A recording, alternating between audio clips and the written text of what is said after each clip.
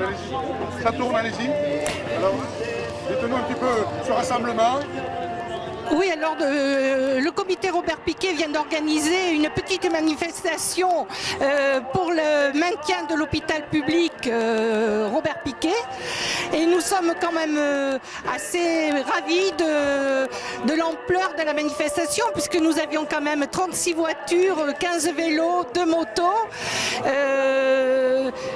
Comme vous pouvez le voir, nous avons quand même quelques personnes âgées et les conditions climatiques nous ont amenés à envisager cette manifestation en voiture autour du site de Robert Piquet. Pour l'instant, nous n'avons toujours pas de nouvelles de l'ARS. Nous lui avons demandé communication du projet BAYA qui a été signé entre Bagatelle et Robert Piquet. Et malgré l'avis de la CADA, qui est la commission qui accorde les documents administratifs, qui a donné un avis favorable, rien ne nous a été encore transmis, donc le sujet reste tout à fait opaque et nous continuons notre combat. Il n'est pas terminé. D'accord, donc aujourd'hui vous espérez que cet hôpital ne ferme pas? Nous espérons toujours que cet hôpital ne ferme pas. On sait qu'il veut fermer, mais nous avons déjà un petit peu retardé leur projet et nous espérons vraiment qu'à terme nous allons conserver sur le site un hôpital public. D'accord. Est-ce que la santé est en train de se démanteler?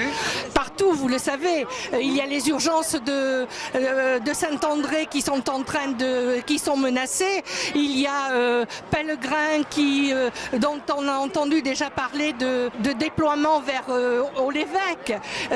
Et comme vous le savez, partout en France, il y a des mouvements d'hôpitaux puisque la santé est réellement en danger. Et vous le savez, le personnel aussi souffre puisqu'il y a beaucoup de suicides dans les hôpitaux qui sont en train de venir et nous ne voulons surtout pas voir ça sur notre site de Robert Piquet. Donc on va dire que la santé est en démantelée, c'est les plus démunis qui vont pâtir les conséquences.